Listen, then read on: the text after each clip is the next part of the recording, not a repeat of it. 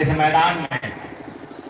आप सभी को जानकारी है ना, झारखंड का सबसे बड़ा जिला से पश्चिमी सिंहभूम है, जिसका क्षेत्रफल अभी 5000 वर्ग किलोमीटर से ज्यादा है।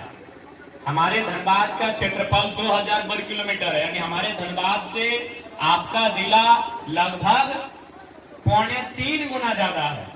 तो झारखंड का सबसे बड़ा जिला है वो पश्चिमी सिंहभूम। तो हम आशा करते हैं कि जो जिला सबसे बड़ा है उस जिला में रहने वाले लोगों का दिल भी सबसे बड़ा होगा। तो आपका दिल सबसे बड़ा है ना, तभी तो धनबाद से चलकर आए हुए बेटे को आप इतना आशीर्वाद दे रहे हैं।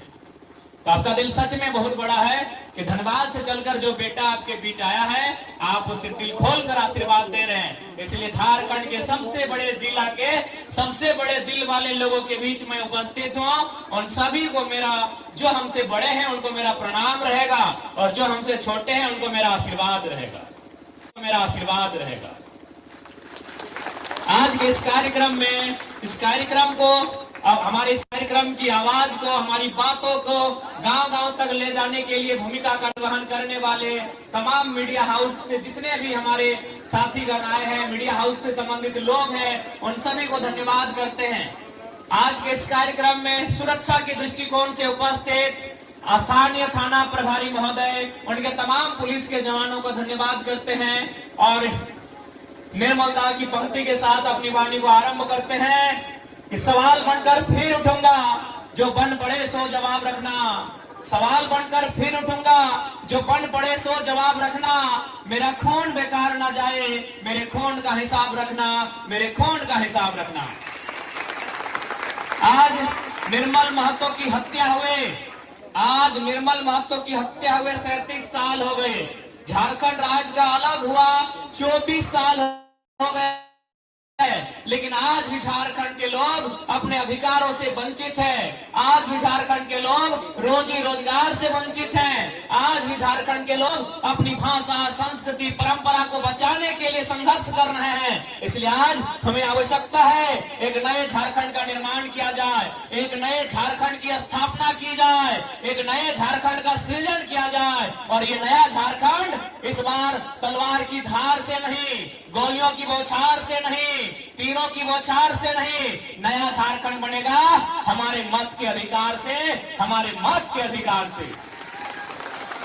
मत का अधिकार यानी आपका वोट देने का अधिकार। चूंकि आज के डेट में गोलियों की बौछार प्रतिबंधित है, आप गोलियों से लड़ाई नहीं लड़ सकते हैं।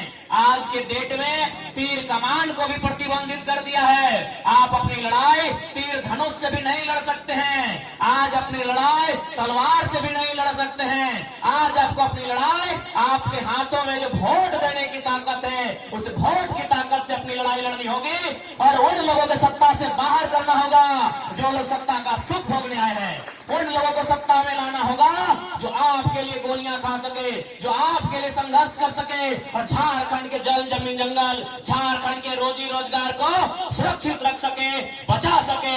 ऐसे लोगों को वोट देने का समय आया है। आज अभी भारी संख्या में हमारी माए मौसीगण आई हैं, हमारी दीदी लोग आके बैठी हैं। अभी सरकार योजना लेके आई है, मैया सम्मान योजना। चलिए ठीक बात है, लेकिन बताइए 5 साल में आप कहां थे? अभी चुनाव का 2 महीना बचा है। 2 महीना में आप लेके आए हैं मैया सम्मान योजना। यदि सच में आपको मैया लोग को सम्मान देना था तो जब आपका सरकार बना उस समय लेके आते। आप 2 महीना बाद वोट होने वाले। सच में अगर मैया लोग का आपको चिंता था तो 5 साल पहले, 4.5 साल पहले लेके आते हैं। कम से कम अभी तक महीना में 1000 करके ही कुछ 2 पैसा तो आ जाता। लेकिन अभी जो योजना आया है ये चुनाव के बाद खत्म भी हो सकता है, क्योंकि नया सरकार आएगा। चुनाव के बाद खत्म भी हो सकता है ये योजना। तो इसलिए ये लोग जानबूझ के केवल वोट देख रहे हैं कि हम लोग फेलियर हो रहे हैं। ये देख रहे हैं कि झारखंड की नौकरियों को बेच रहे हैं। और एक बात बताइए ना, मैया सम्मान योजना हम नहीं चाह रहे। क्यों लेंगे? हमारी माँ बहन क्यों सुबह 4 बजे भोर लाइन में लगेगी, 4 बजे शाम तक लाइन में रहेगी? क्या है भाई?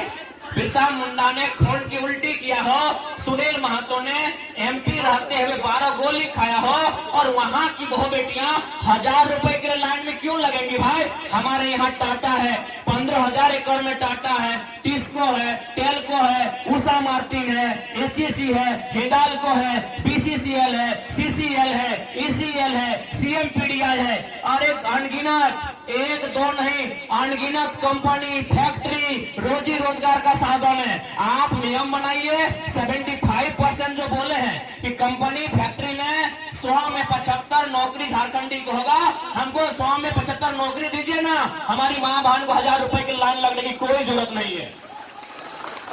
100 में हमको 75 नौकरी दीजिए, 100 में हमको 75 नौकरी दीजिए। टाटा में भी, टेल्को में भी, टिस्को में भी, उषा मार्टिन में भी, हर एक कारखाना में, सरकारी दफ्तर के साथ साथ हर एक कोलियरी में, हर एक कारखाना में, हर एक फैक्ट्री में, हर एक कंपनी में हमको 75 को नौकरी दीजिए।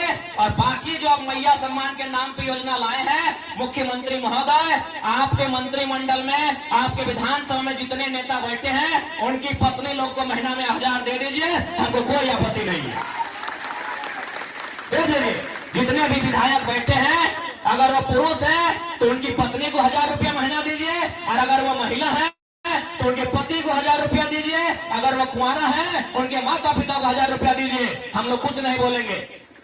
हमारे लोग हर एक परिवार में कम से कम एक नौकरी हो, आप ऐसी व्यवस्था कीजिए। नहीं बताइए इस 1000 रुपए से क्या होगा?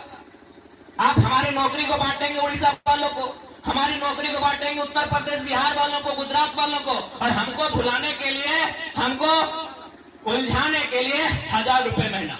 क्या गलत बोल रहे बताइए? आज टाटा में कितने लोग नौकरी करते हैं? मान के चलिए अगर 1000 लोग नौकरी करते हैं, झारखंड के लोग कितने? हमारा ये सवाल है। अगर टाटा में 1000 लोग नौकरी कर रहे हैं तो झारखंड के लोग कितने होंगे बताइए? कितने हो सकते हैं नवींदा? हाइब्रिड कितने लोग होंगे झारखंड के? उन 1000 में 100 आदमी झारखंड का होगा, 900 प्रदेश का होगा। तो भाई हमें अगर सम्मान देना है तो हर एक हाथ को काम दीजिए। और हमारी माँ एक बात कहना चाहेंगे, आज इन नेताओं ने इन 24 सालों में झारखंड को लूट लूट के झारखंड के लोगों को और झारखंड को इतना कंगाल बना दिया है, इतना कंगाल बना दिया है कि 1000 रुपया छोड़ दीजिए मैया लोग, बहन लोग, 1000 रुपया तो सरकार बहुत दे रहा है। अगर वो 200 रुपया देती ना तो हमारे घर की माँ बहन लाइन में लग जाती, क्योंकि हमको इतना गरीब कर ही दिया गया। 1000 रुपया तो बहुत है, अगर सरकार 200 रुपया महीना देती ना फिर भी हमारी माँ लोग लाइन में लग जाती। मजबूरी है।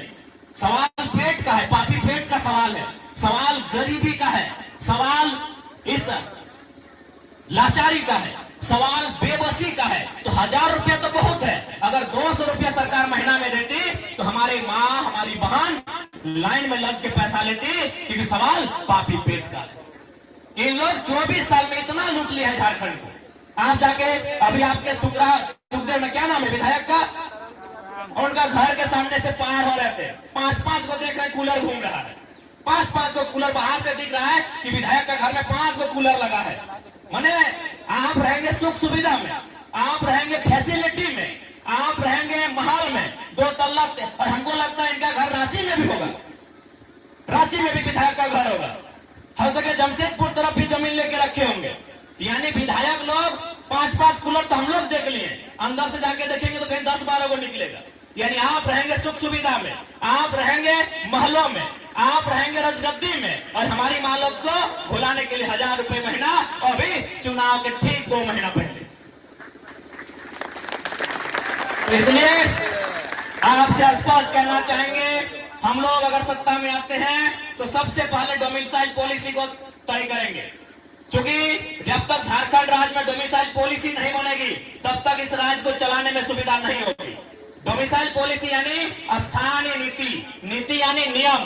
देखिए, चाहे दुनिया चले, चाहे गांव चले, चाहे समाज चले, एक नियम से चलता है। अभी आप यही देखिए, यहाँ पुरुष लोग भी हैं, महिला लोग भी हैं, लेकिन महिला लोग एक साइड में है, पुरुष लोग एक साइड में है। एक नियम है, यानी हम लोग बैठे हैं तो एक नियम से बैठे हैं, हम लोग खाना बनाते हैं तो एक नियम से बनाते हैं, परिवार चलाते हैं तो एक नियम से चलाते हैं। तो इस राज्य के लिए नियम होना चाहिए कि नहीं?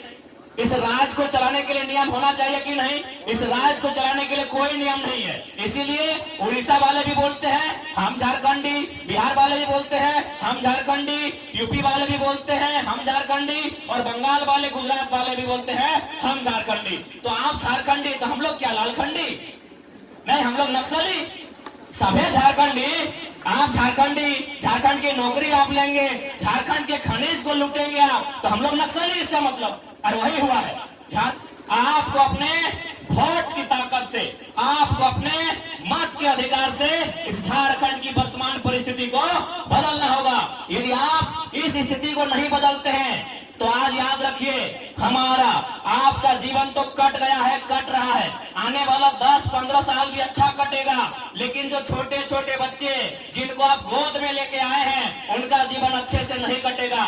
उनको प्रदेश जाना होगा, उनको विदेश जाना होगा, उनको मजदूरी करने के लिए विदेश और प्रदेशों में जाना होगा। इसलिए आज वो दिन ना देखने को मिले, वो दिन ना आए। इसलिए आज ही हमें तैयार होना है, आज हमें जागरूक होना है, आज हमें अपने अधिकार को जानना है। और सबसे पहले ऐसे विधायक, ऐसे सांसद जो केवल और केवल जनता के वोट से चुन के जाते हैं, चुनने के बाद केवल अपने परिवार के लिए प्रॉपर्टी बनाते हैं, अपने परिवार के लिए पैसा बढ़ाते हैं, अपने परिवार के लिए जमीन खरीदते हैं, उनको बाहर कीजिए, नहीं तो झारखंड चंद मुट्ठी भर लोगों के राज में होगा।